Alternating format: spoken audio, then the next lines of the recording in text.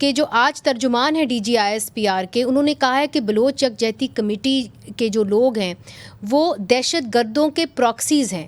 کیا آپ بھی یہ سمجھتے ہیں؟ دیکھیں، ہم تو سیاسی لوگ ہیں. ہم تو چاہتے ہیں کہ بلوچستان کے باشعور بلوچ قوم ہیں. ہم پرو پاکستانی ہیں. پاکستان کے دائرہ کے اندر رہتے ہوئے ہم اس ملک کو مضبوط مستحکم پارلیمانی نظام چاہتے ہیں اور یہاں کے عوام کی معاشی آزادی چاہتے ہیں. تو اس بیان کو آپ کیسے دیکھتے ہیں؟ نہیں دیکھیں، بیان پر میں نے نہیں پڑھا ہے کہ کون سی بیان ہے. جب میں پڑھ لوں گا جی دیکھ لیں گے تو اس سے ضرور تبصرہ کریں گے. جی عمرانی صاحب، چونکہ آپ ایک سینئر وزیر ہیں، جو مطالبات بلوچ یکجہتی کمیٹی نے کیے ہیں کہ جو ان کی وہ کہتے ہیں کہ جو لوگ ہلاک ہوئے ہیں اور ان کے جو FIRs ہیں وہ سیکیورٹی ایجنسیز کے خلاف وہ کہتے ہیں آپ درج کریں. وہ کہتے ہیں کہ ہمارا جو مظاہرہ ہے اس کو آپ ڈسٹرب نہ کریں. جو ان کے مزید مطالبات ہیں ان کو ماننے میں کوئی مسئلہ ہو رہا ہے آپ کو، یا آپ سمجھتے ہیں کہ وہ ناجائز ہیں؟ دیکھیے، مسائل ہر پارٹی کے نقطۂ نظر سے ہر پارٹی اس کو جائز سمجھتی ہے، لیکن ریاست کچھ مسائل کو اپنے آئینی اور قانونی دائرے میں رکھتے ہوئے مسائل کا حل چاہتی ہے. ہم چاہتے ہیں کہ احتجاج کرنا، طاقت کا مظاہرہ کرنا، چاہے عوامی طاقت ہو چاہے ریاستی طاقت کا مظاہرہ ہو، دونوں کو عوامی یہ طاقت کا مظاہرہ نہیں، مذاکرات کا طاقت پر یقین رکھ کے مسائل کا حل کرنا چاہیے. آج بھی کھلے عام آپ کی ٹی وی کے توسط سے اور ڈاکٹر مالک بلوچ صاحب جیسے پہلے میں نے کہا کہ ہمارے جتنے بڑے قوم پرست لیڈر تھے وہ اس دنیا سے فانی ہو گئے. ایک ہی شخصیت سے ڈاکٹر مالک صاحب موجودہ حکومت اس کی قیادت میں مذاکرات کرنے کے لیے بھی تیار ہے.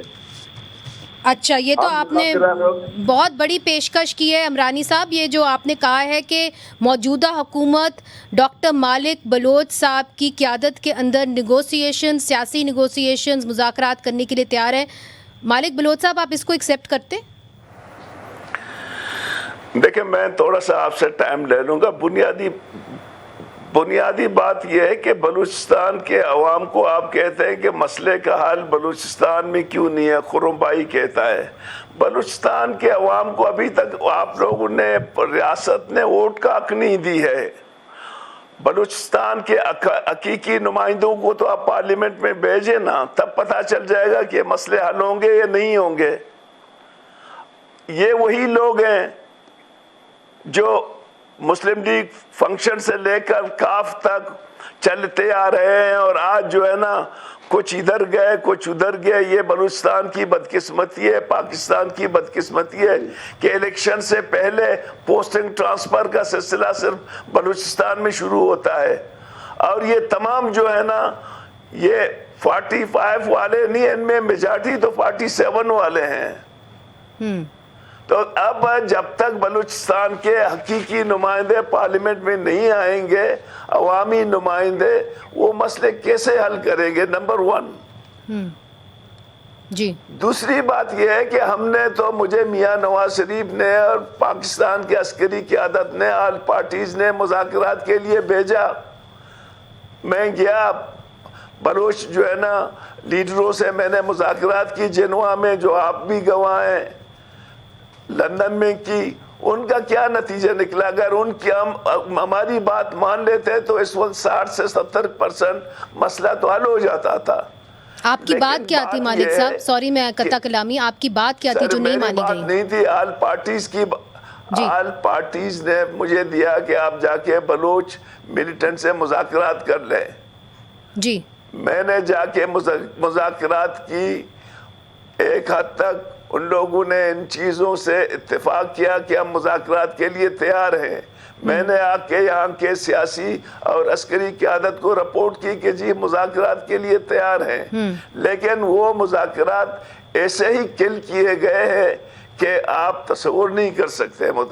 یہی مذاکرات جو پرسوں رات جو ابھی صادق بھائی کہہ رہا ہے، ہماری پارٹی کے جو نمائندے اشرف حسین کے گھر میں ہوئے ہیں پر کل رات، جی تو دیکھیں نا، ہم تو مذاکرات والے ہیں، ہم سمجھتے ہیں کہ پاکستان کو ایک ایسی وفاقی حکومت ہونی چاہیے جس میں پارلیمنٹ کی بالادستی ہو. ہم تو عدم تشدد کے پیروکار ہیں، لیکن یہ بات بھی نہیں ہے کہ آپ کسی کو جو ہے نا حق نہ دیں کہ وہ مظاہرہ بھی کرے اور آپ اس مظاہرہ کو جا کے نیگیٹیولی جوڑ دیں. آپ چھوڑ دیتے تھے. اب اتنے لوگ مستنگ میں لاٹھی چارج ہوئی، لوگ مارے گئے، تلار میں لوگ مارے گئے، اپنے اس میں گوادر میں لوگ مارے گئے، لوگ گرفتار ہیں. میری تو سمجھ میں نہیں آ رہا ہے کہ بلوچستان کے حالات کو کیوں اس نیچ پہ لے گئے ہیں. تو مالک صاحب پھر آپ نے کوئی سمت نکالنی ہے. عمرانی صاحب کہتے ہیں آپ سینئر ترین سیاستدان ہیں بلوچستان کے، آپ نے کوئی سمت نکالنی ہے تو مذاکرات آپ جو میں آپ کی بات سمجھی ہوں. میں نے وہ سمت 2015 میں نکالی تھی، اس کا کیا شروع ہو گیا؟